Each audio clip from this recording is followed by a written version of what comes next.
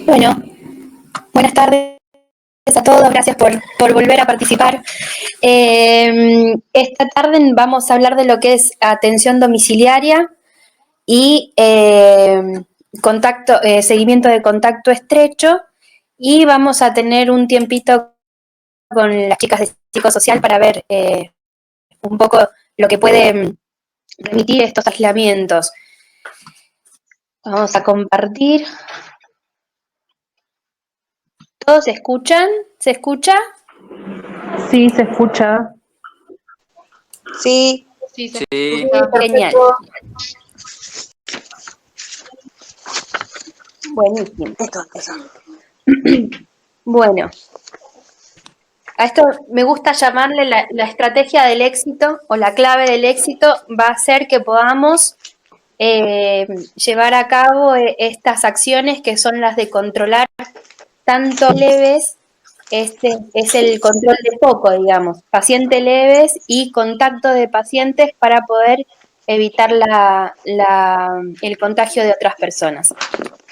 Entonces, ante un paciente con diagnóstico ya, vamos a ver, el leve y el moderado, los objetivos de poder hacer esto es ofrecer atención.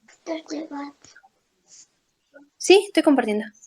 Ofrecer atención segura y de calidad a los casos leves. Es garantizar la protección de los familiares, los vivientes, el personal de salud y de la población en general, y es prevenir la transmisión de la enfermedad. De acuerdo a la clasificación clínica, ¿se acuerdan que teníamos clasificación de pacientes leves, moderados, o puede ser también por una alta transitoria? El paciente leve es el paciente que tiene fiebre, dolor de garganta, o rinitis, o tos seca, tos productiva, pero es sin dificultad respiratoria y sin comorbilidades. El paciente moderado es el paciente que tiene el diagnóstico de neumonía, ya sea por criterio clínico o por criterio clínico radiológico o radiológico, pero sin criterios de gravedad esta neumonía, que quiere decir que no tiene dificultad respiratoria, que no tiene requerimiento de oxígeno, o bien, tanto el caso leve como puede ser que solamente sea fiebre, algunas personas por ahí pueden deshidratarse, entonces pueden necesitar internación por otra causa, digamos, pero que no sea que no sea por una gravedad. Y son aquellos pacientes que, si bien pueden ser clasificados clínicamente como un caso leve, pero tienen comorbilidades. Las comorbilidades van a ser la edad mayor de 60 años, el que tenga alguna enfermedad crónica, EPOC, hipertensión, diabetes, enfermedades coronarias, insuficiencias cardíacas previas, enfermedad renal crónica, enfermedad hepática crónica, inmunocompromiso. Y las personas que pueden ser, o sea, el caso leve, el caso moderado y estas personas que tienen el alta transitoria, que quiere decir que estuvieron internados, pero la mejoría clínica amerita que puedan ir a la casa, pero no están de alta definitiva o no están recuperados, como le dicen en la actualidad a los pacientes cuando ya están de alta. Son personas que al fin y al cabo no requieren internación. Entonces, el manejo del paciente que tiene que tener aislamiento, porque al final esto lo podríamos decir como manejo ambulatorio, pero el paciente en estos casos no puede deambular, así que tiene que ser el manejo del paciente con diagnóstico que tiene que hacer aislamiento. Entonces, ese aislamiento puede ser en dos lugares, puede ser en el domicilio o puede ser institucional.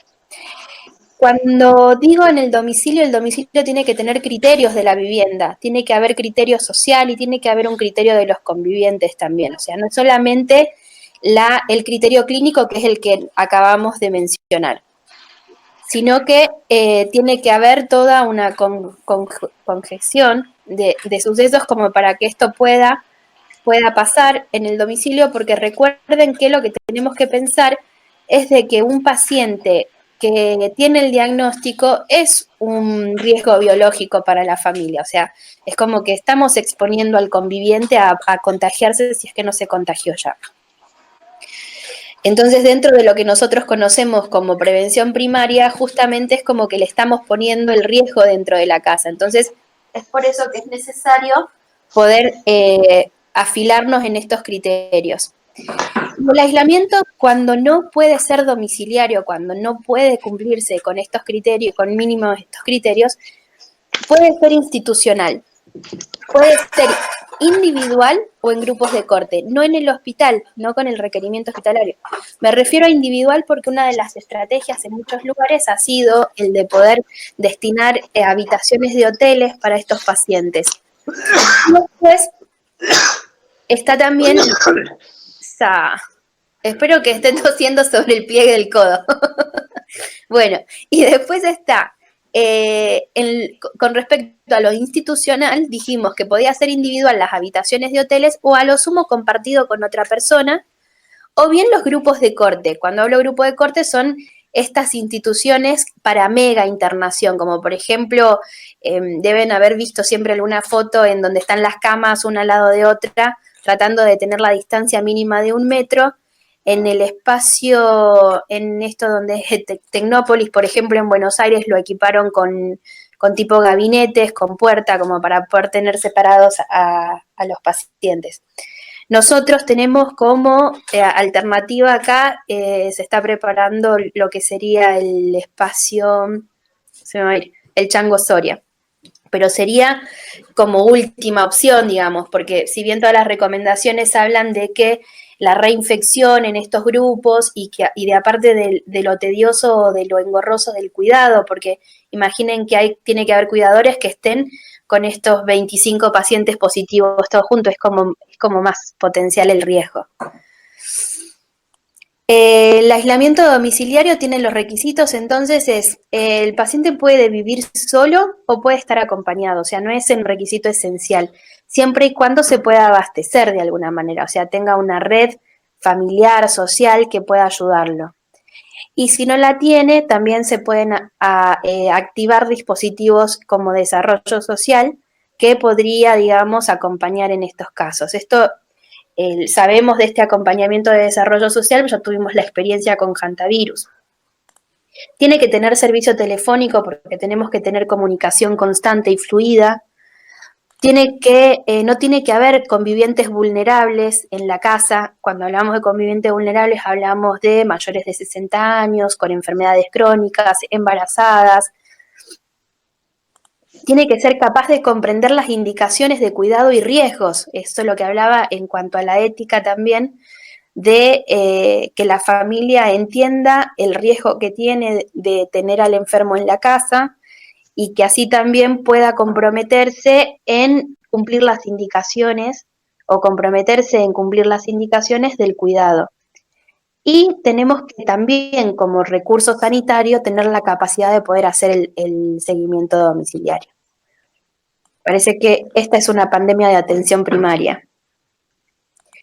Los requisitos de la vivienda son contar con servicios básicos. ¿Qué quiere decir? Luz, agua, si es que todas las guías recomiendan tipo la cloaca, pero bueno, esto por ahí puede ser difícil, pero es como los servicios básicos, el gas también.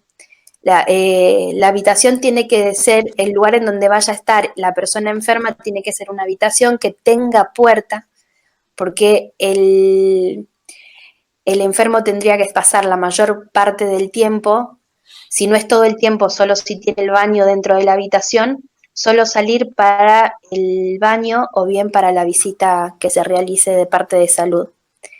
Los elementos necesarios para la correcta higiene, entonces también pensando que tendríamos que tener como tipo una canastita con los elementos básicos para la higiene, que serían el jabón, el detergente, el alcohol en gel. Menciono el alcohol en gel porque la mayoría de las casas no tiene un baño dentro de la habitación, entonces se le va a pedir al enfermo que se lave regularmente las manos, entonces va a tener que ser probablemente con el alcohol en gel. La lavandina de uso doméstico, el alcohol al 70%, bolsas de residuos, no necesariamente tienen que ser bolsas negras, pero sí tienen que ser bolsas gruesas, no pueden ser bolsas muy finitas que se puedan romper. Y tener un tacho de basura. Todas las guías recomiendan que el tacho dentro de la habitación sea con tapa, que pueda ser a pedal, o bien con una tapa tipo vaivén, podría ser también. Tiene que estar accesible accesible, o sea, para llegar que no esté muy lejos y que cuente con comunicación.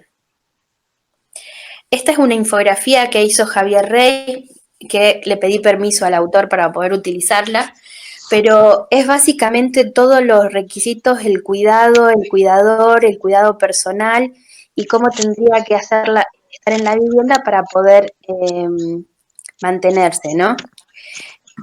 Hay un micrófono que está encendido, si alguien se fija, si lo puede apagar, por favor. Vamos a ir por parte. En lo que respecta a cuidado personal, no debe salir de la habitación. Debe usar el barbijo si sale y se tiene que mantener a una distancia mayor de 1 metro de los convivientes de la casa. Tiene que lavarse las manos regularmente con agua y jabón o alcohol en gel antes de colocarse el barbijo.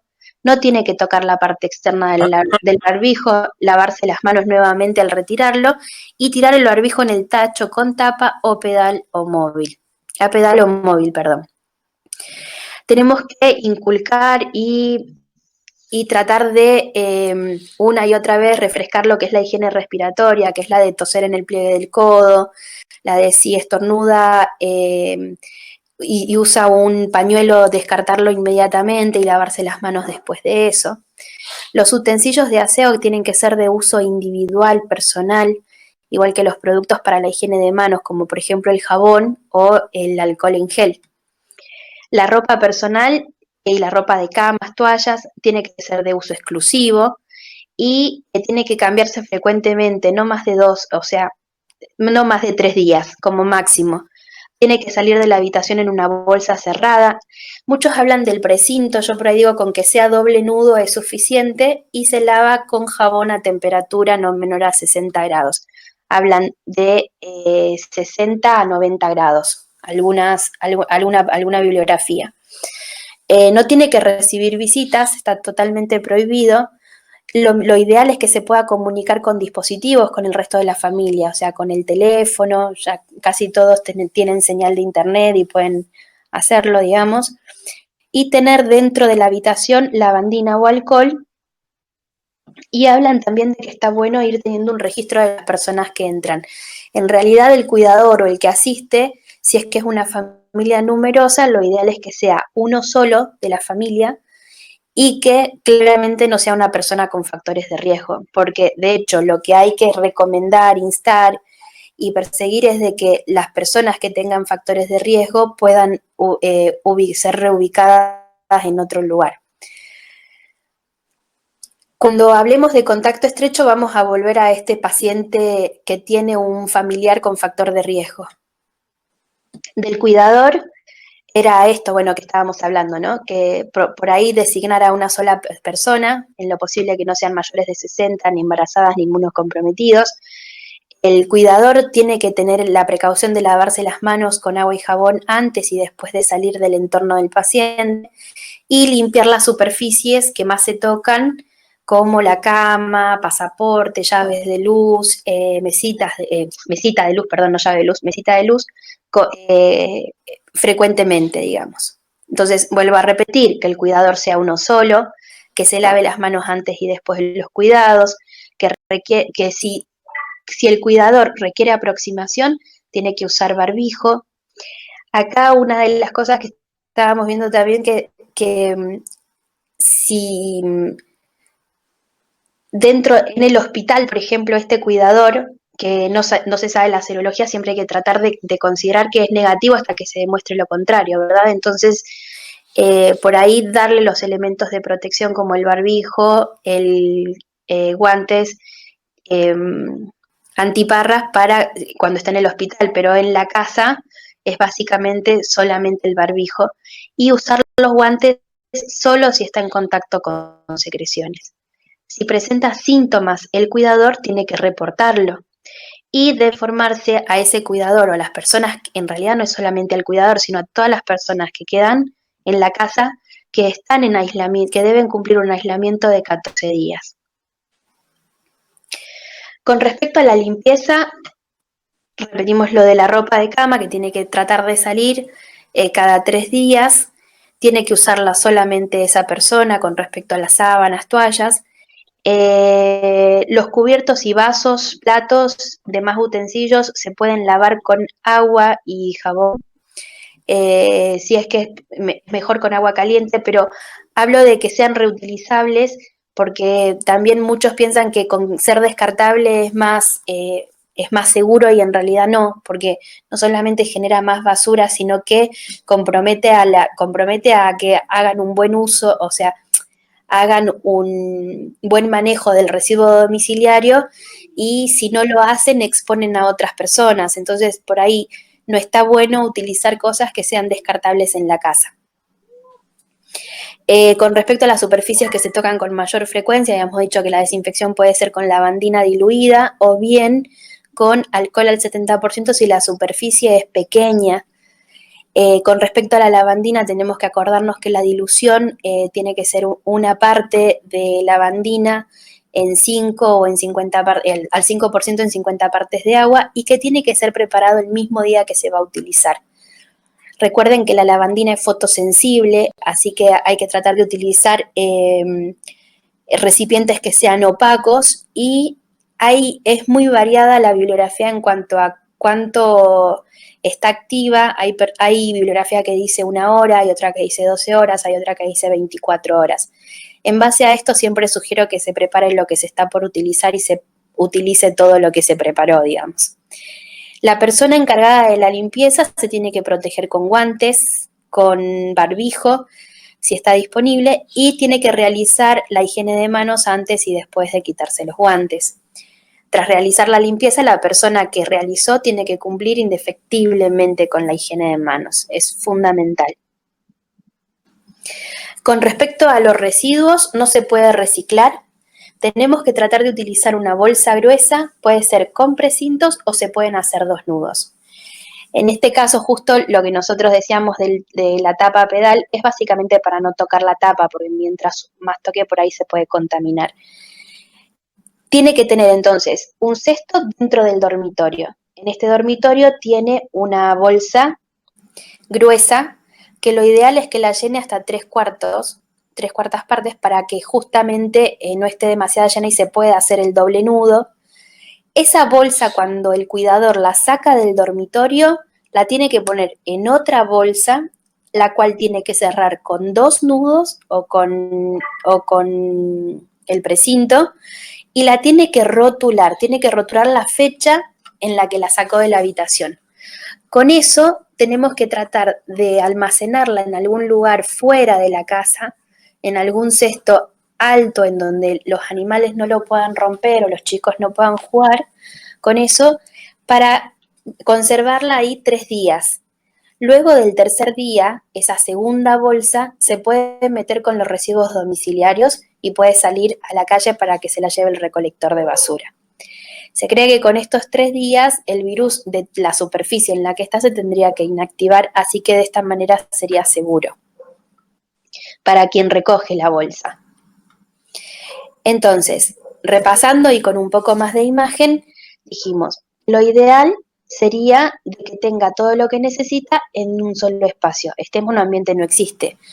La otra cosa más cerca a lo correcto que podríamos tener es que por lo menos esté en una habitación en donde tenga baño. Pero si no lo tiene y tiene que salir a utilizar el baño que usa el resto de la familia, cada vez que lo utilice tiene que desinfectarlo, tiene que limpiarlo y desinfectarlo con lavandina. La puerta de la habitación, si es que va al domicilio, tiene que estar siempre cerrada, siempre. Se tiene que tratar de limpiar con lavandina al 10% todas las superficies más frecuentemente tocadas. Los utensilios tienen que lavarse con detergente y agua caliente. El lugar donde se aloja tiene que tener una buena ventilación y la ropa se tendría que lavar cada 3 días. Esta persona pasa su enfermedad en el domicilio. Entonces, ahí tiene que existir un equipo de salud, que en este caso en San Martín, van a ser los centros de atención primaria. Nosotros en otras clases hablamos de una reestructuración de las áreas programas, en donde tratábamos como de concentrar en algunos centros de salud la mayor cantidad de personal como para poder sostener estas actividades, tanto la atención de casos respiratorios como el seguimiento, la atención de los casos positivos que están en domicilio, más los contactos. Entonces, el seguimiento es netamente telefónico. Entonces, teniendo en cuenta cuál es la evolución natural de la enfermedad, uno podría especular con que el primer día de síntomas, lo habitual es que a las 40, como en cualquier otra enfermedad, a las 48 horas pueda haber una mejoría o pueda haber un empeoramiento. Entonces, de acuerdo también a los factores de riesgo de la persona, es ese seguimiento telefónico. El seguimiento telefónico lo puede hacer desde un agente sanitario, un enfermero o bien un médico, cuando el agente sanitario y el enfermero detectan algunos signos de alarma. Entonces, a las 48 horas sería crucial y se sabe que las complicaciones suelen aparecer entre el 8º y el 10º día, o sea que también serían otros momentos en los cuales se puede hacer como un refuerzo. Lo ideal sería que personas con síntomas leves y sin antecedentes de comorbilidad se los lleva mínimo cada 48 horas, mientras que a las personas que tienen algún factor de riesgo se los llame todos los días por teléfono.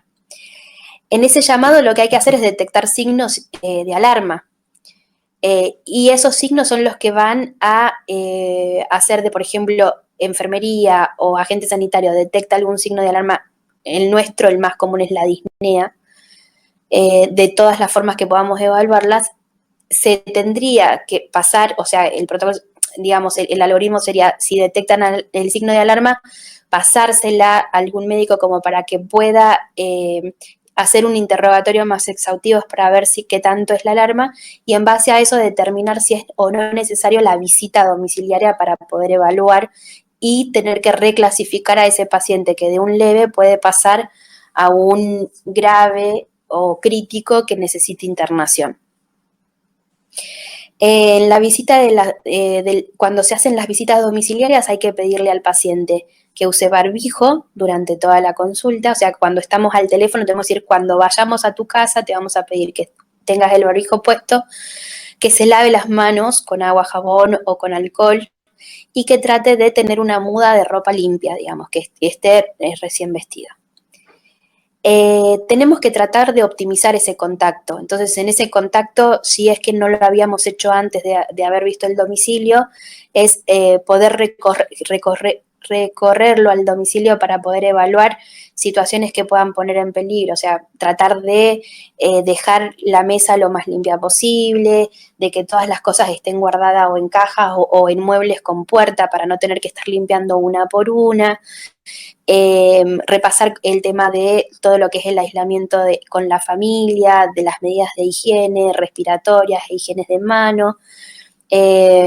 Entonces, de esta manera, optimizar, digamos, esa visita para poder reeducar, digamos, en cuanto a lo que es el aislamiento.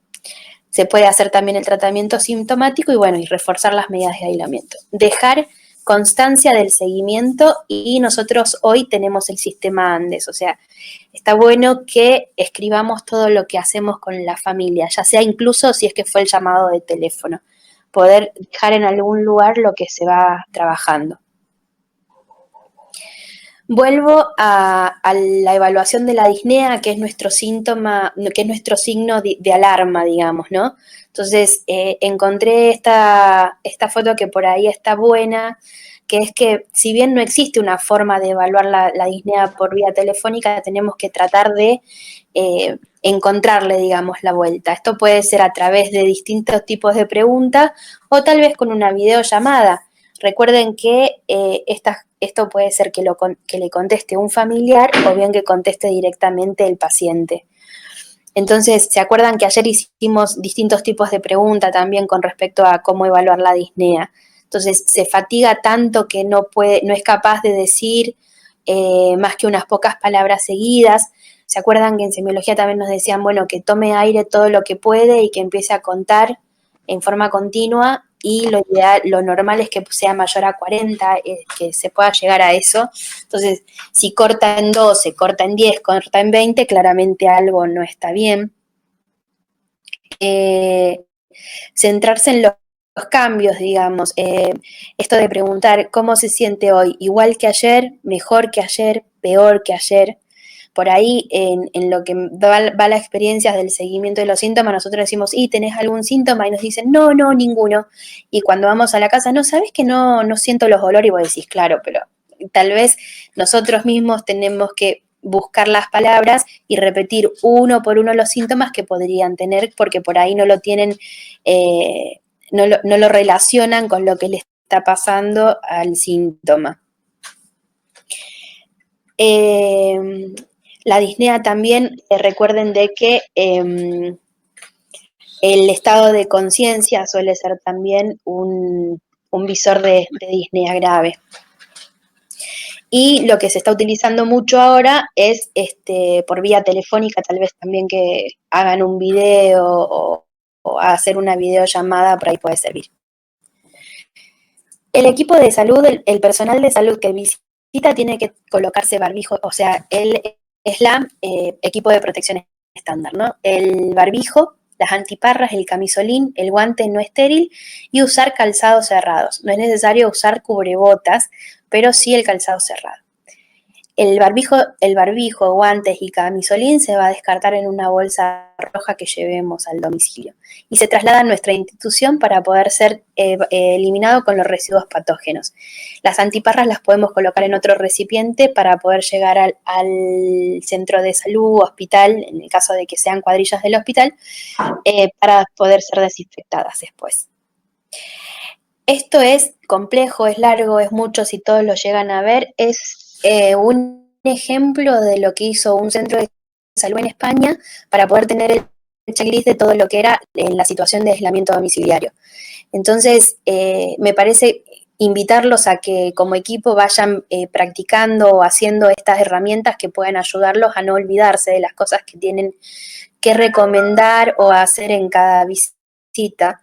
Muchas veces vamos a la visita y nos desconcentramos de esto y cuando volvimos no nos acordamos de preguntar esto, no hicimos aquello, o hasta incluso cuando llamamos por teléfono, preguntarle todos los días lo mismo, o sea, ¿cómo están cumpliendo el aislamiento? ¿Están en cuartos separados? Si sale de la habitación por la razón que tenga que salir, usa barbijos, se lava las manos, cómo está lavando los utensilios, cómo está lavando la ropa, como para que las personas empiecen como a incorporar el hábito.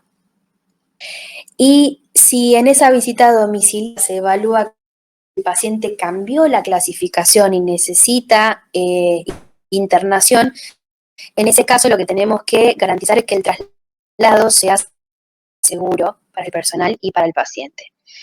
Si es que hay que transportar al paciente en ambulancia, lo que venimos repitiendo en días, si la cabina del conductor está físicamente separada, no necesita ningún equipo de protección. Si el personal que interviene en el transporte, todo el personal que interviene en el transporte, tiene que ser informado previamente para qué se está pidiendo la ambulancia, cosa de que ya venga con el equipo adecuado. El paciente tiene que usar barbijo, no puede ir un acompañante en la ambulancia, salvo que sea imprescindible, porque es un menor de edad o porque es un paciente que necesita asistencia. Y el acompañante en ese caso necesita utilizar barbijo. Una vez finalizado el transporte, se procede a la limpieza y desinfección del vehículo con los productos habituales. Ahora vamos a pasar a lo que es la lista del aislamiento. Entonces, hoy la provincia de Neuquén, esto hablo puntualmente de Neuquén, porque no pasa lo mismo en otras partes del país.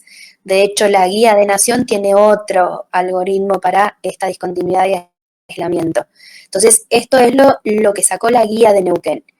La estrategia basada en tiempo, que es desde el inicio de la enfermedad hasta la resolución de los síntomas, y la estrategia basada en el testeo de PCR. La estrategia basada en el tiempo no es nuestro caso ahora. Puede darse en el momento en que sobrepase la demanda y no se puedan testear a todos. Y tenemos, en cambio, nuestra imagen epidemiológica al día de hoy está basada en la estrategia, va a seguir la estrategia basada del testeo. Entonces, cuando a un paciente que seguimos en domicilio, cuando hayan transcurrido como mínimo 3 días desde la recuperación definida como resolución de la fiebre, o sea, que no haya tenido fiebre y que no haya utilizado en los últimos 3 días algo para bajar la fiebre, como ibuprofeno o paracetamol. Que tenga la mejoría de síntomas respiratorios. Lo más común es la tos, es una tos seca. O sea, la tos, recuerden que de los cuadros respiratorios es lo último que se va, por lo tanto, no podemos esperar a que no tenga tos. Tenemos que hacer esta pregunta de cómo te sentís hoy. O sea, si el síntoma es la tos, ¿cómo está la tos hoy? Igual que ayer, mejor, o sea, disminuyó o está peor, ¿sí? La mejoría de los síntomas respiratorios, tos y disnea, o que haya transcurrido al menos 7 días desde el inicio de los síntomas. Esto es la estrategia del tiempo. Con que haya pasado que hayan pasado cualquiera de estas 3 cosas, hace de que le podamos dar el alta a estos pacientes. La estrategia basada en el testeo, perdón,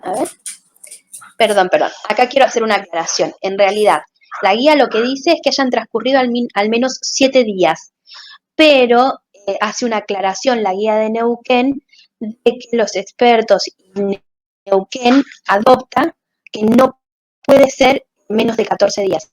Si es que no tenemos PCR, no puede ser menos de 14 días para dar el alta del aislamiento a estos pacientes. En cuanto a la estrategia basada en el testeo, es si se observa la resolución de la fiebre sin uso de antipiréticos, si hay mejoría de síntomas respiratorios y aparte se le suma 2 muestras, o sea, cuando pasen los 3 días que haya mejoría de síntomas o que no haya uso de antipiréticos, se tendrían que hacer 2 muestras de hisopado nasofaringios negativos para poder dar el alta. Entonces, si hacemos la muestra hoy, mañana sabemos que es negativo, tenemos que repetir de nuevo la técnica de hisopado nasofaringio y volver a pedir la PCR. Con 2 muestras negativas recién se puede dar el alta. Si la PCR fuera negativa, se repite las 24 horas. En caso de ser aún positiva, se tiene que esperar al mínimo 3 días para poder volver a repetirla.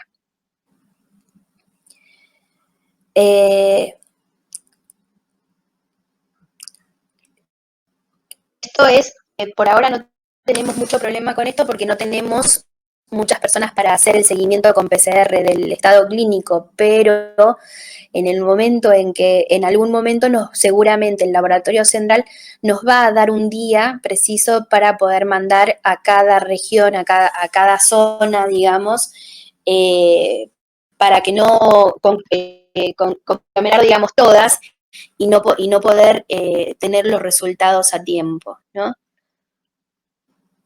Bueno, eso es con respecto a todo lo que es paciente con COVID positivo que se atienda en domicilio. En cuanto a los contactos estrechos, recordemos la definición. Contacto estrecho es personal de salud o cualquier persona que haya proporcionado cuidados a un caso probable o confirmado mientras el caso presentaba síntomas y que no haya utilizado las medidas de protección personal adecuadas. Cualquier persona que haya permanecido a una distancia menor de 2 metros, o sea, el conviviente, con un caso probable o confirmado mientras el caso presentaba síntomas. Es muy importante esto de presentaba síntomas. Cualquier persona que ha trabajado con un caso confirmado de COVID en estrecha proximidad vuelve a ser este conviviente, ¿verdad? Porque les decía que es muy importante el caso mientras presentaba síntomas, porque sabemos que existen portadores sintomáticos, pero es imposible saber de esos portadores sintomáticos si son infectivos o no. O sea, si esa PCR positiva persona sin síntomas puede contagiar a otras personas, no lo sabemos todavía. Pero sí sabemos concretamente de que la persona cuando tiene síntomas, sobre todo fiebre, sabemos de que en ese momento es alto la capacidad de contagiar a otras personas, por lo tanto se considera contacto estrecho a estas personas que habían estado a menos de 2 metros en el momento en que presentaba síntomas. Entonces, ¿qué pasa? Si ahora nos pasa mucho con el que se amplía la definición de caso y que hay un poquito más de sospechosos que llaman, por ejemplo, ¿se acuerdan cuando yo dije estas personas que estuvieron en los últimos 14 días con un caso positivo? Llaman personas que dicen, yo estuve con esta persona que es sospechosa, que me enteré que es sospechosa, y le dicen, pero estuve la semana pasada. Y si los síntomas de la persona comenzaron ayer, entonces no es un contacto estrecho. Entonces es muy importante que refresquemos y recalquemos, mientras estaba enferma, comiste con esta persona mientras estaba enferma, sos un caso, sos un caso, un contacto estrecho. Pero si estuviste en otra sala, no solamente por haberlo mirado o saludado desde una cuadra de distancia, va a ser, digamos, un contacto estrecho. Es muy importante esta definición que va a ser a una distancia menor de 2 metros.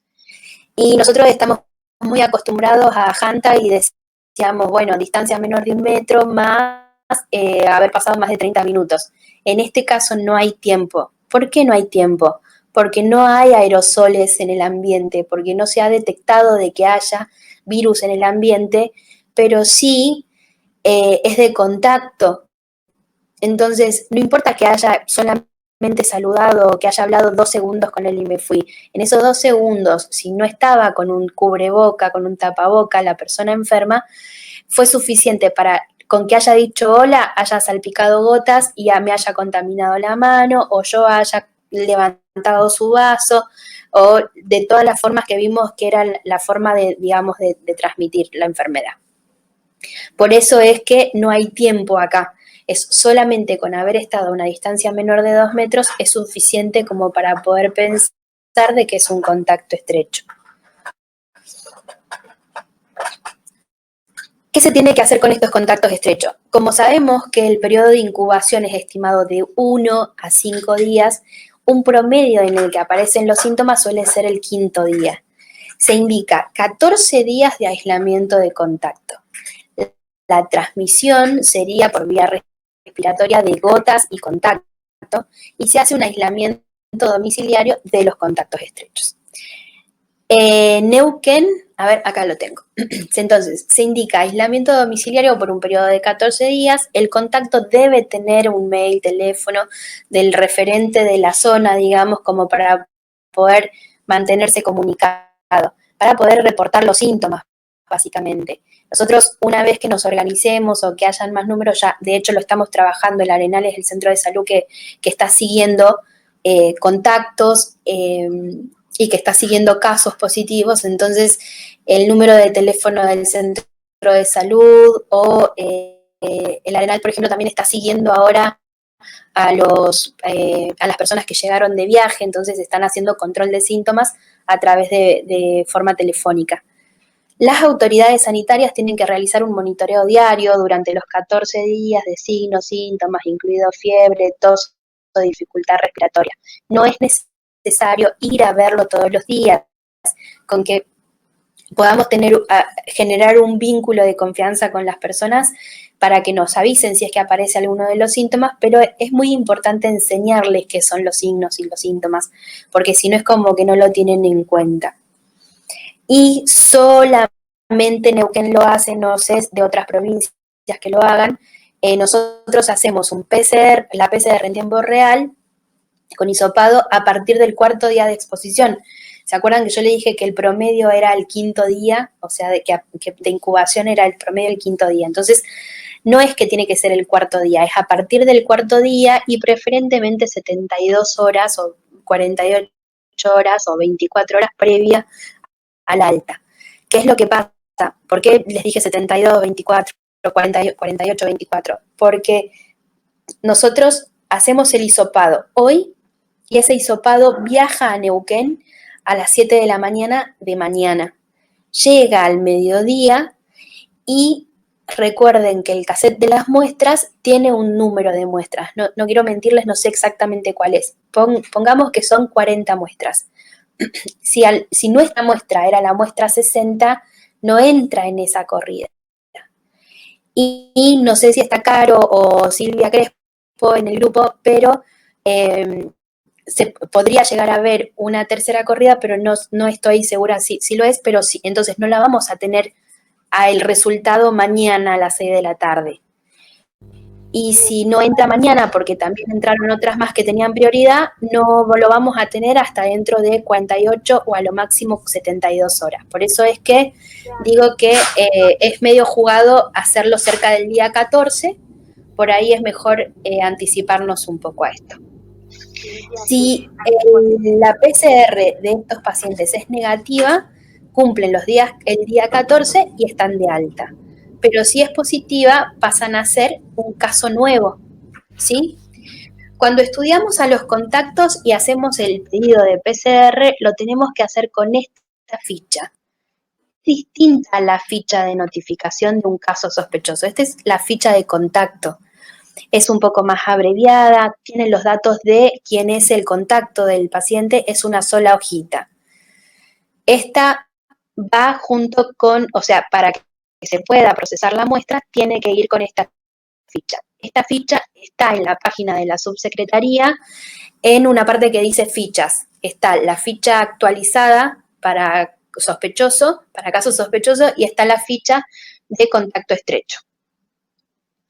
Estos contactos estrechos, yo me olvidé ayer, tal vez cuando hacíamos la ficha de notificación de un caso sospechoso, cuando escriben los contactos que ustedes relevan en el momento del interrogatorio, se hace una notificación en CISA, se los carga en CISA, o sea que se tiene una vigilancia de lo que son los contactos estrechos.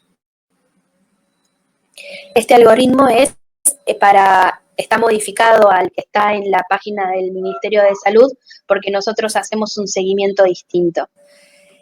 Entonces, frente a un contacto estrecho de caso COVID, tenemos que hacer el aislamiento por 14 días.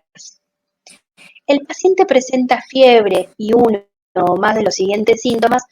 Recuerden que hoy tenemos a fiebre considerada 37,5. Y uno o más de los síntomas respiratorios. Tos, dificultad respiratoria o dinofagia. Si esto es positivo, se tiene que comunicar, esto también me faltó, se tiene que comunicar con el centro de salud o con el médico referente. Se tendría que hacer el laboratorio de PCR porque pasa a ser en realidad con esta definición un caso sospechoso. Laboratorio de PCR, si es positivo, manejo de nuevo caso COVID. O sea, se reclasifica a este paciente de contacto, pasa a ser un caso. Si este paciente en el transcurso y pasado el cuarto día no presenta síntomas, se le tiene que hacer después del cuarto día y antes del día 14 la PCR. Si es que esta es negativa, este es un negativo, se da el alta del aislamiento. Si es que esta es positiva, pasa a manejo de COVID de nuevo. Y acá tenemos que reevaluar a los contactos. Este es el fin de la presentación, pero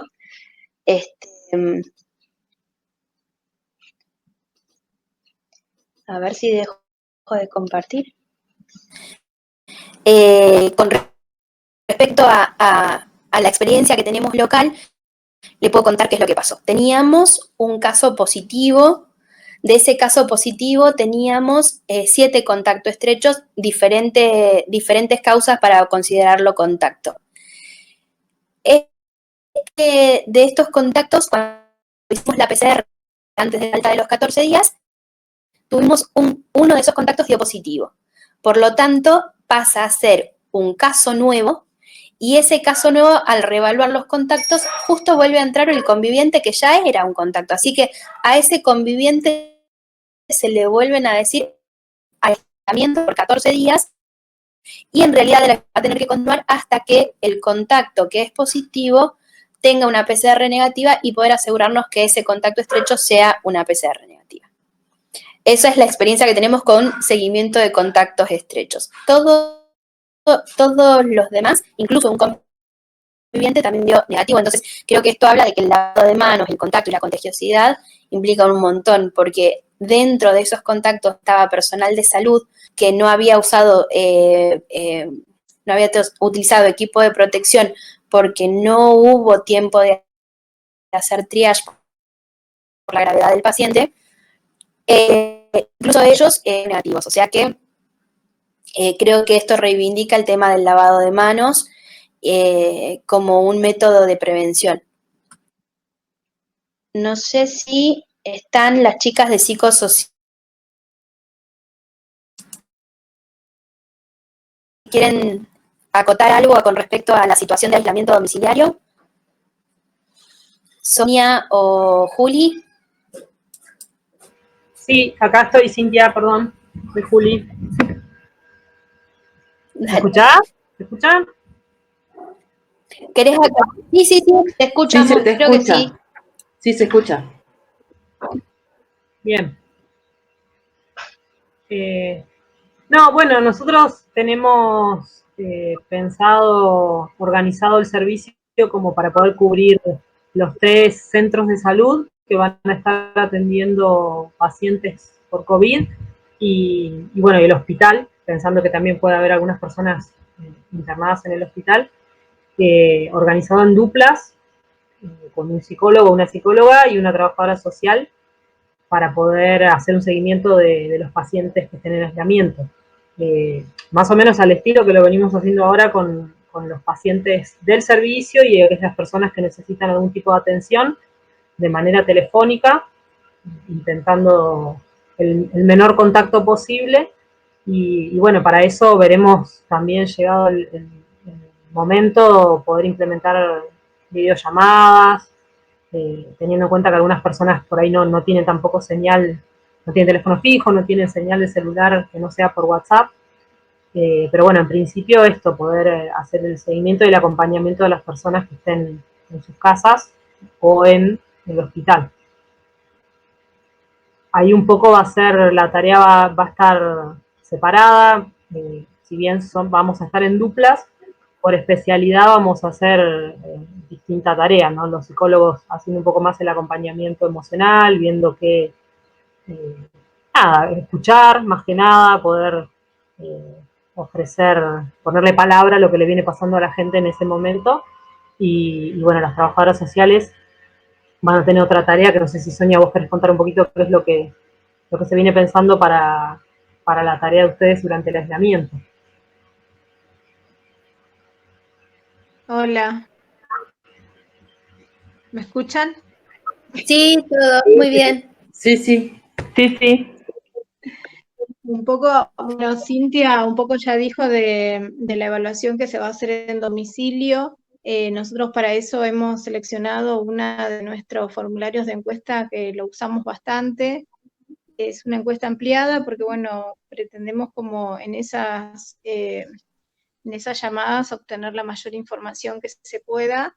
Y de la experiencia que tuvimos en Janta, bueno, estuvimos Clau y yo, pero ahora tenemos 3 compañeras más que están trabajando en el servicio. Como dijo Juli ya, va a estar cada una de ellas, digamos, formando una dupla, o sea, cada una de nosotras formando una dupla de referencia para los centros de salud. Y bueno, la que esté con más demanda, estaremos algunos apoyando un poco más, digamos, si hay centros que están con más demanda que otros, ¿no? Para seguimiento. De la experiencia con Janta, lo que tuvimos mucho trabajo de seguimiento conjuntamente con desarrollo social, pero bueno, acá habrá que ver, digamos, la idea siempre es pensar primero en los recursos con los que cuenta la familia, con la red, digamos, apuntar primero a eso, al autoabastecimiento, y después si eso no se pudiera, bueno, trabajar con las familias, de qué manera contactar con otras instituciones.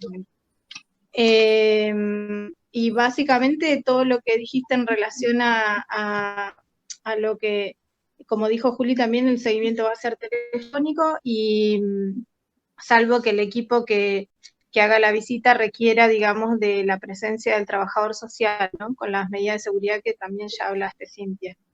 Pero bueno, me parece, digamos, en nosotras ya sabemos que esa tarea la tenemos que hacer y bueno, estamos disponibles, por supuesto.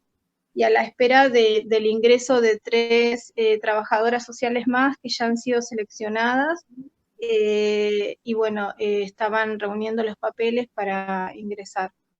Así que bueno, estamos bien. No sé si hay alguna consulta específica.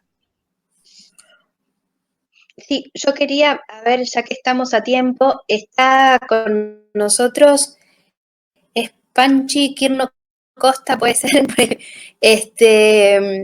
Él está trabajando en lo que va a ser el dispositivo y seguimiento de pacientes en domicilio con obra social. No sé si estás, Panchi, ¿querés contarnos un poco qué es lo que vas a hacer? Hola, ¿qué tal? No sé si se escucha bien. Sí, se te Se escucha bien, escucha muy Panchi. bien. Bueno, buenas tardes a todos. Bueno, un poco la idea surgió de un grupo que nosotros tenemos de cobertura de eventos deportivos y demás. La idea es colaborar con salud pública. Nosotros trabajamos casi todos en el privado, la mayoría estamos en el Centro Médico del Sur, y la idea es trabajar en conjunto con salud, dado que, en primer lugar, va a implicar mucho tiempo. Cada paciente en domicilio va a llevarnos mucho tiempo al que vaya a hacer su control. Sinceramente, ojalá que todos se puedan controlar telefónicamente, pero bueno, tenemos que estar preparados para otro panorama, me parece. Entonces se nos ocurrió formar un equipo nosotros tenemos una ambulancia terapia intensiva móvil, tenemos choferes, tenemos enfermeros y médicos que muchas veces trabajamos en equipo. Entonces la idea es darle un aventón a salud pública en esto del control domiciliario que no está contemplado en ninguna obra social ni nada por el estilo. Entonces, a partir de esta situación, lo que se planteó fue, bueno, tuvimos una reunión con zona sanitaria, previo habíamos hablado con Cintia y Valeria, también se habló con el Colegio de Médicos, porque una gran proporción de los pacientes COVID tiene o probablemente tenga algún tipo de obra social. Entonces, un poco la idea es llevar el sistema de salud a la casa de los pacientes, sobre todo para disminuir la necesidad de que los pacientes tengan que estar saliendo para ir o a la salita o al hospital o a algún centro de salud, lo que fuere. Y por otro lado, para disminuir un poco el gasto enorme que genera esto en salud, dado el equipo de protección personal, etcétera, etcétera, para poder amortiguar un poco todo eso. Está todavía en una fase de planificación, ya se está conversando a través del Colegio de Médicos con muchas obras sociales y demás, y bueno, estamos ahí a la víspera de, bueno, qué va pasando con los casos, y bueno, y siguiendo día a día un poco nosotros desde el laburo y también en contacto tanto con la gente del hospital y con Cintia y Valeria, para, bueno, vamos a tener que trabajar todos en equipo, me parece, más que nunca, sin ninguna distinción de si es público o es privado. Y bueno, a nosotros nos pasa que vemos pacientes que nos tenemos que poner todo el equipo de protección personal y eso nos implica un gasto enorme también a cada profesional. Pero bueno, creo que priorizamos, como todos, primero la seguridad del personal, porque un personal expuesto es uno que queda fuera para también atender. Así que bueno, es un entramado bastante complejo y creo que si todos ponemos un poco de buena voluntad y de laburo, creo que lo podemos sacar adelante. No sé si alguna tiene alguna duda o alguna pregunta. Estamos todavía en fase de planificación porque, bueno, obviamente que no depende de decisiones que tomemos nosotros. Si fuera por nosotros, me parece que entre Cintia, Edu Roldán, que está con nosotros siempre en el sur, y nosotros empezaríamos mañana, pero bueno, esto depende de otras cosas, ¿no?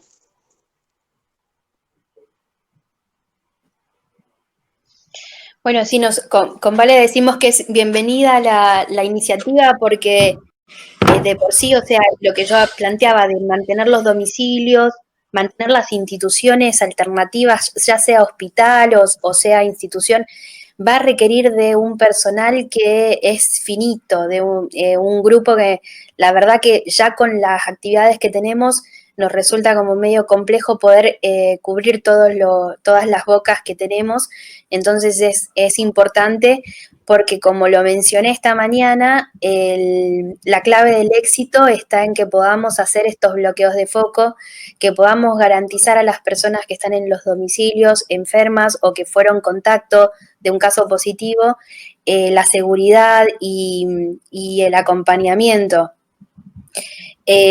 Así que sí, es una pandemia netamente de atención primaria, así que tenemos que ponernos a trabajar en muchas cosas como para poder dar abasto y dar la respuesta que se necesita para estos casos.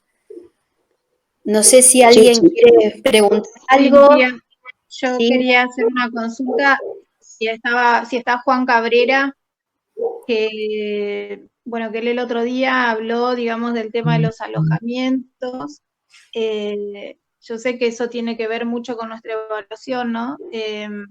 Para pedir, digamos, si las personas se quedan en su casa, bueno, tenemos muy en claro el tema de la vivienda, digamos, y el cuarto, pero bueno, eso es lo que a mí me gustaría, digamos, saber si sabía, digamos, que estaban disponibles los hoteles, pero al momento, cuando hablamos, habló el otro día Juan, no estaba eso como cerrado. Y vi fotos de la ministra que anduvo por acá y quería saber si ya eso se pudo concretar, si Juan está y nos puede comentar o no. Creo que no está Juan.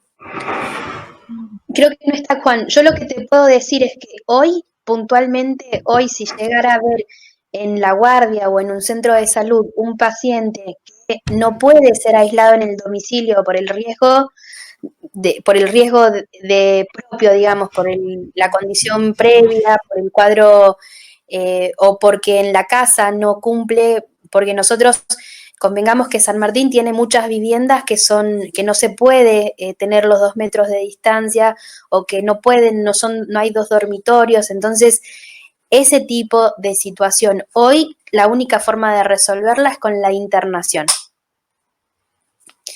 No sé, vos, Vale, si querés agregar algo con esto. Hoy es lo único que tenemos. O sea, el paciente que no puede volver a su casa, yo estoy hablando de sospechoso, ¿no? Estoy hablando de paciente sospechoso todavía no confirmado. De última, hasta que tengamos la serología, hasta que tengamos el resultado de la PCR, vamos a tener un tiempo como para acondicionar o buscar un lugar en donde pueda pasar, porque no parece ser que sea solo 14 días. O sea, yo creo que es un poquito más, creo que son 21 días o un poquito más, porque en estas primeras experiencias las PCR es como que siguen sin negativizarse, entonces es como que parece que vamos a necesitar más tiempo que ese. Sí, hola a todos. Yo me conecté un poco más tarde por problemas técnicos, pero sí, concretamente, Sonia, el día de hoy no tenemos un dispositivo para albergar al personal de salud, así que sería la institución, el hospital, quiero decir. Y sí, presuntamente pueden llegar a ser más días. Por ahora la experiencia que tenemos es con PCR, como contaba Cintia hace un rato, por suerte los poquitos casos que hemos tenido y que venimos siguiendo. No sabemos con certeza qué implicancia tiene que tengan PCR positiva, ¿no? Porque uno está encontrando ARN viral. Yo no sé si ese virus es viable o infectivo, pero lo cierto es que hasta ahora son más de 14 días. Y dado que no vamos a tener la situación, esta gran incógnita de si contagia o no que tenga el virus, que es lo que podemos decir con la PCR positiva, por supuesto vamos a tener que aislar, ya sea personal de salud o no, ¿no?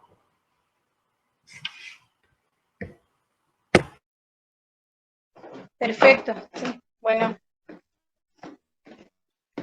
Vicky, ¿querías decir algo? Sí, hola a todos. Sí, te quiero hacer una pregunta a vos con respecto a las visitas domiciliarias. Interpreto que la visita domiciliaria la hace un equipo a un paciente y vuelve a la institución, o cómo hacen si tienen que hacer varias visitas para el control, cómo hacen con el equipo de protección personal.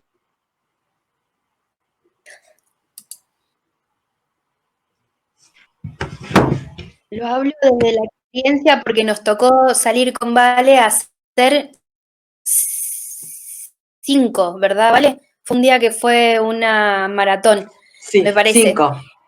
Nosotros lo que hacemos, sí, fue como 5. Entonces, lo que hicimos fue, porque al primer domicilio que fuimos, vimos que teníamos la bolsita solamente, entonces nos vestíamos afuera de la casa y salíamos de la casa porque tenía jardín y todo, entonces nos desvestíamos ahí, pusimos la ropa en la bolsita roja y nudo y a la camioneta para seguir a hacer la próxima. Ese día que fuimos a al de 5 casas, ya nos dimos cuenta que la bolsita era incómoda, que tenía alguien que tenía que abrirla y la otra meter. Entonces, los chicos los choferes tienen un cesto de basura rojo a pedal, que ahí cargamos la bolsa. Entonces, entramos, nos vestimos afuera, entramos, hacemos todo lo que tenemos que hacer, salimos de la casa, nos desvestimos y en ese basurerito, no me sale ahora ese tacho, tiramos todo. Se nos llenó la bolsa, así que cerramos con 2 nudos una, la cambiamos, volvimos a vestirnos. Pero ese recipiente está fuera de la casa, no adentro. O sea, que salimos de la casa y hacemos todo. Entonces, solo tiramos adentro, digamos, lo que está sucio. Y la parte de las antiparras y la máscara, nos llevamos un tupper grande en donde íbamos descartando lo usado y nos llevamos más de un equipo, digamos, como para poder seguir. ¿Sí? Esa fue la manera, digamos. Sí, entraban las dos juntas, perdón. Sí, entrábamos las dos juntas. Por ejemplo, hisopamos a 2 hermanos a la vez. Entonces, una hisopó a una y la otra hisopó al otro. Y después otra, que fue una recomendación de los choferes, pues la verdad que cambiarse en la calle o en la entrada de la casa es bastante incómodo, tanto cambiarse como descambiarse. Recuerdo que uno de los días había mucho viento, con lo cual, no en el proceso de retiro, sino con la colocación era complejo. Y el chofer muy atinadamente nos sugirió que podíamos ir con la ambulancia. Entonces, cambiarnos adentro ¿cómo se llama? De la ambulancia. De la cabina. De la cabina. Claro. Aparte, digamos, como para no quedar saben que esta enfermedad, sobre todo en este pueblo, es bastante estigmatizante. Entonces nos ven que llegamos con la camioneta o la ambulancia, ya los vecinos se alertan. Y si entramos todas vestidas, más aún. Y de esa manera, cambiándonos en la camioneta, que fue el último hisopado que hice, me pareció más adecuado. Aparte tenés para apoyar las cosas y demás. Sí, estás más al resguardo. Y la otra cosa que es importante es llevar 2 cosas limpias de donde vos salís. Una, que es la que te abastece a la que vos vas a manipular dentro de la casa si es que entras, ¿no? Por ejemplo, nosotros tenemos un bolsito en donde tenemos todos las antiparras, los camisolines, los guantes, todo. Entonces, yo voy a entrar a una casa, saco las 2 cosas que voy a utilizar, porque ya estoy limpia. Entonces abro, manipulo ese bolsito siempre limpia y me abastezco al otro que ya está medio contaminado y que lo puedo descontaminar más rápido, porque es una caja. Entonces, yo a esa caja la lleno de cosas, entramos con eso y a esa caja solo tiene lo que necesito para esa casa. No me llevo a esa caja con otras cosas, digamos, adentro. Entonces, cuando salimos o cuando volvemos al hospital, nada, la rociamos con alcohol, la limpiamos, ¿me entendés? O sea, la sacamos todo, queda otra vez lista para poder volver a ser utilizado. Entonces, siempre está bueno llevar un equipo que sea limpio y que abastece al que va a estar sucio, digamos. Ok. Para no contaminar los elementos que después te lo volvés a traer, digamos. Perfecto. Dale. Muchísimas gracias. Acá Juan dice permiso por ahí para agregar eso. algo. Perdón. Panchi, no, perdón. Por ahí transmitirles la experiencia que estaban teniendo muchos profesionales en Neuquén, que por ahí había un caudal de casos todavía un poco mayor al de acá. Lo que hacían era dejar, turnarse para que uno asista al que iba a examinar al paciente y demás, porque en muchos casos se tomaban los hisopados en los domicilios y demás, y es mucho más cómodo tener a alguien que nos vaya asistiendo, sea para pasarnos las cosas, para ir tomando nota de lo que se va escribiendo y demás. Entonces se ponían esos mamelucos blancos tipo de pintor que son hemorrepelentes y demás, y lo que se iban cambiando entre paciente y paciente era el camisolín y bueno, y obviamente los guantes y demás. Y lo que hacía era el que entraba sucio, en la parte de atrás de la ambulancia lo iban llevando entre cada domicilio y al final le hacían una desinfección completa con el mameluco puesto y todo, para que se exponga la menor cantidad de personal posible y para economizar un poco el uso de recursos, porque si no era muchísimo lo que se gastaba. Lo que decías vos recién, Cintia, no alcanzaban las bolsas y se quedaban cortos con la cantidad de equipo porque se había caído un guante, entonces era muy difícil. Entonces era como que se iban turnando para ver quién se ensuciaba con los 5 primeros pacientes y después quedaban todos atrás de la ambulancia en la parte de atrás que se desinfectaba todo. Pero no entiendo, Panchi, cómo usaban el mameluco. No te entendí. El mameluco blanco, que es cerrado, que es completo, ese que es lavable incluso, se lo ponían una sola vez y lo que hacían era por sobre ese mameluco ponerse el camisolín. Entonces desechaban entre cada paciente el camisolín solamente y después desinfectaban el mameluco. Sí, como el ambo. Como el ambo, sí. Sí, entendí. Claro, pero al ser hemorrepelente también era otra barrera y también se fueron generando cabinas. Ahora en San Martín estamos haciendo una que vamos a ver primero cómo queda para ver si después se puede implementar, porque aparte la hacen unos chicos de muy bajo costo y demás, para que sea una cabina como otra barrera de examinación a los pacientes. Puede ser de mucha utilidad también en pediatría para revisar gargantas y demás. Y después, obviamente, si hay que intervenir al paciente o hacerle un hisopado, es otra barrera más de protección que podemos utilizar, que es algo que es transportable, liviano y demás, y que uno puede tener al paciente sentado y ponerle el dispositivo como para tener es una especie de cabina en la que se le pone al paciente para poder manipularlo o revisarlo, estando separado obviamente de él. Sí, no se me ocurre cómo es el prototipo, pero sí les puedo decir que por ahora el mameluco yo le tengo bastante respeto en indicar su utilización, dado que una persona tiene que estar sumamente entrenada para su retiro. Pero por eso insto en esta instancia en la que estamos ahora a usar el camisolín. Y como me estás contando, Panchi, no evita que usemos el camisolín para ir al domicilio. Con lo cual el mameluco me genera bastante duda ahí, la indicación. No, fíjate lo complejo que es la desvestida con el mameluco, que antes de que se lo retire se rocía con alguna solución desinfectante, lavandina, alcohol, o se está usando mucho también el amonio cuaternario porque es de muy bajo costo, pese a que se piensa lo contrario. Entonces se desinfectaba al operador con el mameluco puesto antes de que se lo saque, justamente por lo difícil que es sacárselo. Sí. Bien, pero por el momento la recomendación cuando uno va al domicilio no es mameluco y camisolín. Es camisolín, guantes, antiparras, máscara facial y bueno, N95 si iba a hacer el hisopado. Sí, exacto. Esto era transmitirles la experiencia que por ahí se estaba generando en otros lugares también en relación a estos casos, ¿no? Bien. Además, tiene un costo altísimo el mameluco, además.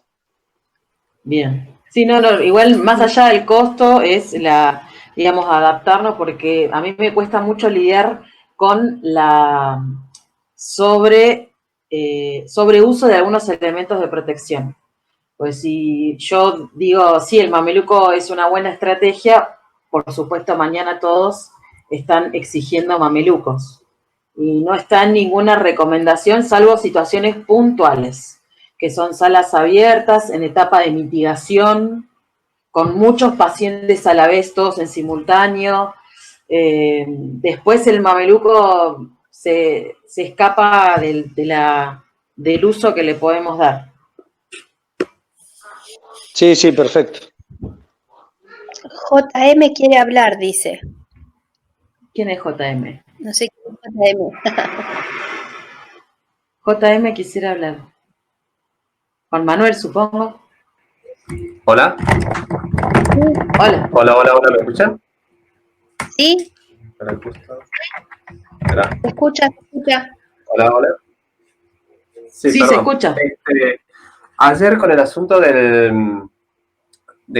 los casos en el geriátrico en Buenos Aires, vimos varios profesionales que usaban mameluco, inclusive todo un sistema operativo de protección adentro. ¿Esos son casos especiales donde, por ejemplo, se justificaba?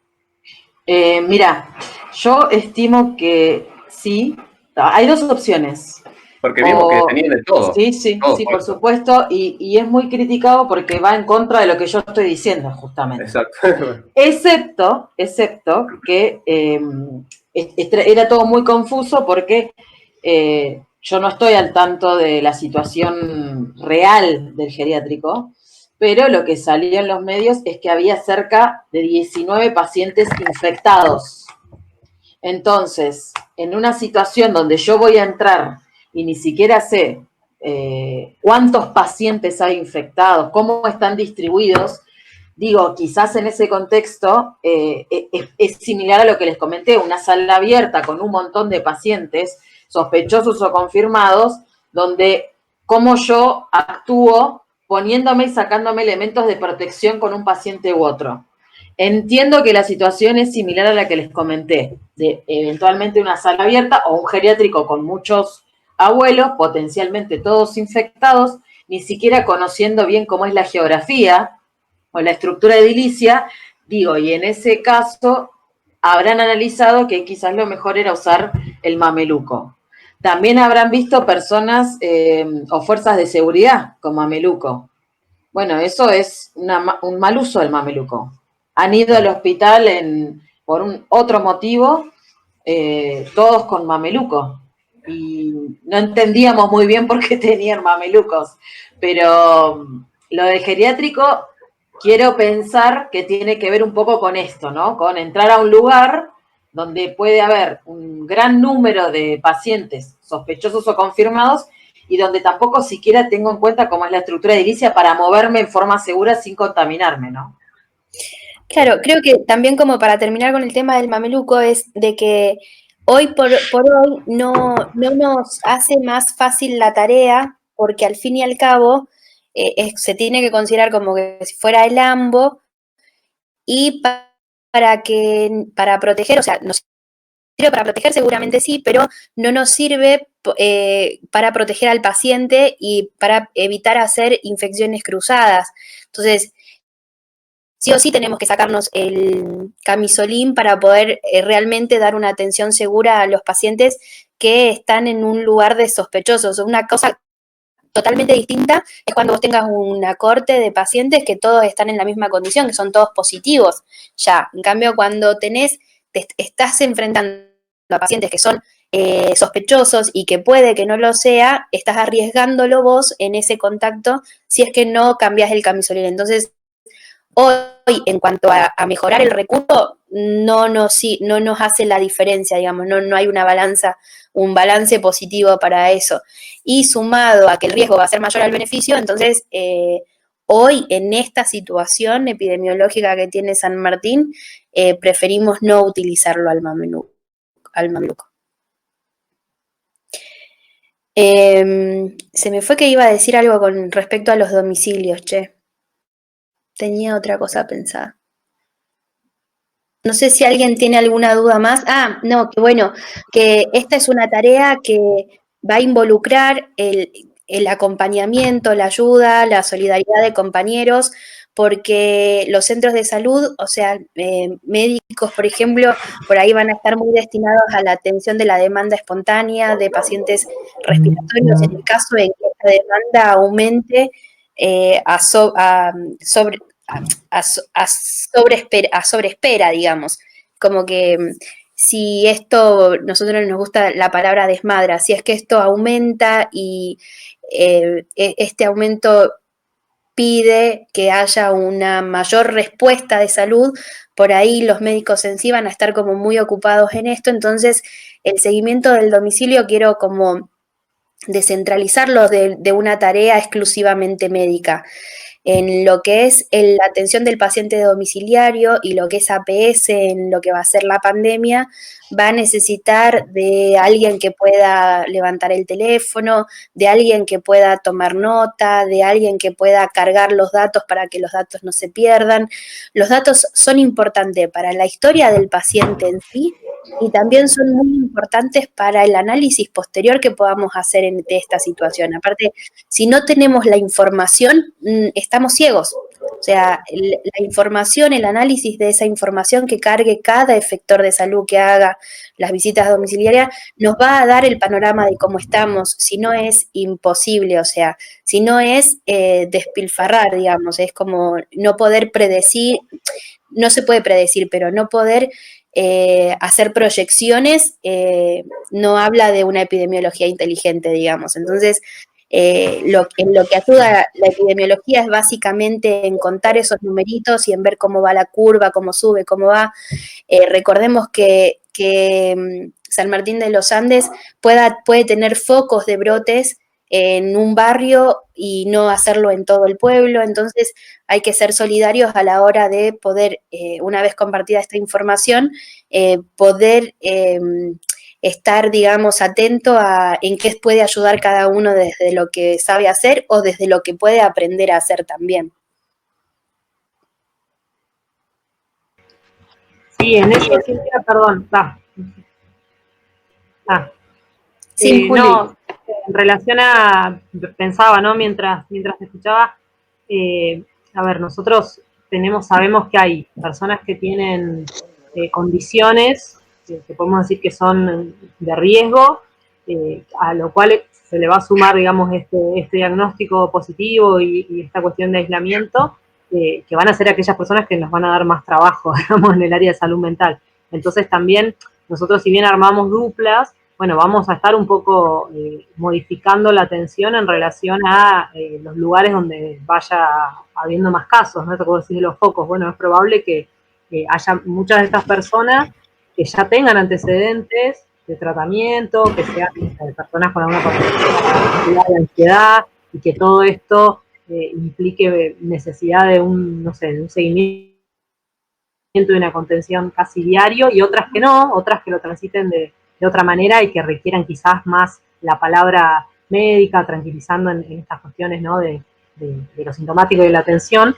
Pero bueno, también en esto nosotros iremos como reorganizando nuestra tarea en función de los focos que vaya habiendo o de las situaciones que sean más complejas. Un poco con la experiencia de Hanta vimos esto, ¿no? Que había familias que realmente no necesitaban, si bien se ofreció a todas las familias, no requerían el acompañamiento, y otras que sí, que por ser situaciones de mayor riesgo implicaban que estemos como todo el tiempo pendientes. Victoria, ¿quiere hablar?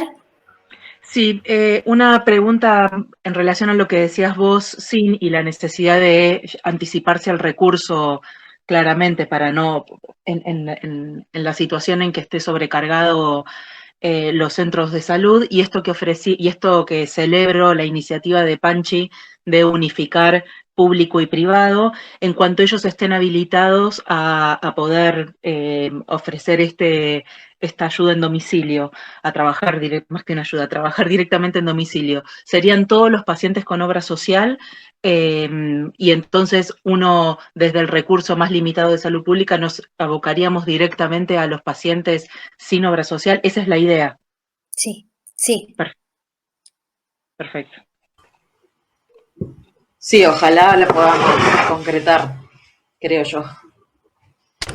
Ok. Dale, vamos a encender las velitas para que así sea. Sí. Es una luz, es una luz.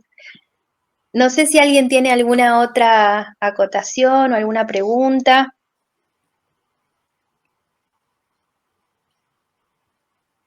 No. Bueno. Roda, si me permitís decir algo, bueno, ya hay mucha gente que se ha retirado, pero me parece bueno, nosotras, bueno, sobre todo vos, Cintia, hiciste un cronograma de distintas capacitaciones. Yo insto a que todo el personal de salud es comunicarse desde la casa. Entiendo que a veces hay dificultades técnicas, hoy a mí me costó entrar un montón, pero por favor, la información está y estamos haciendo un esfuerzo muy grande para que todos estemos capacitados, lo más preparados posibles. Yo soy una convencida de que el conocimiento y el manejo del tema también puede contrarrestar un poco los miedos que eventualmente puede tener un trabajador de salud, y es entendible. Hay muchísima información permanentemente dando vueltas, y estos espacios también tienen la posibilidad de, eventualmente, si hay alguna información que se contrapone a lo que nosotros decimos, es el espacio como para poder compartirlo y charlarlo. Pero siendo la cantidad de personas que trabajan en el hospital y viendo 70, bueno, ahora son 50 personas, es bastante frustrante llegar a todos, ¿no? O por lo menos a mí me genera un poco de frustración, porque después mucha gente también me consulta qué hago o cómo hago en determinada situación y son cosas que ya se expusieron. Entonces, nada, ustedes que han escuchado y han participado, por favor, promover y a que el resto de los colegas se sumen. Y nada, eso. Gracias. No sé, Roda, si querés decir algo más. Sí, el uso de los barbijos. Bueno, vamos a aprovechar sí, que el uso están de los acá. barbijos. Sí, nada, lo que pasa es que, bueno, cuando hace una semana comenzó, hace ya una semana, ¿verdad? Un poquito más, estamos transcurriendo la segunda semana y la normativa del uso de barbijo dentro del hospital. Y bueno, nos ha pasado que un viernes llegaron 1.500 barbijos y esos 1.500 desaparecieron ese mismo viernes. El lunes llegaron más barbijos y ahora otra vez estamos con escasez de barbijos. Entonces es el uso adecuado, reforzar esto como para decir, es un recurso que es finito, supongo que la plata a todo el mundo se le acaba, pero en este momento no es el problema la plata, sino el conseguirlos. Entonces, volver a repetir que el barbijo quirúrgico, lo ideal es que lo utilicen quienes están en presencia de pacientes y que para el uso de la calle, de la casa o de oficinas o cuando no vamos a estar expuestos a pacientes, poder utilizar los otros barbijos sociales para que no digo para no lo digo con la intención de mezquinar el recurso, sino de utilizarlo adecuadamente.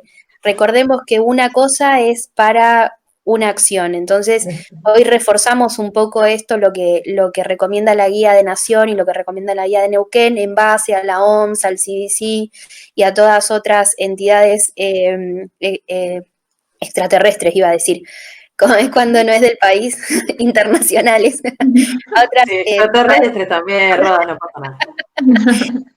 De qué hablan acerca, esto no es para mezquinar el recurso, es para que lo que tengamos lo utilicemos bien y que quienes tengan que tener una exposición tengan el recurso disponible.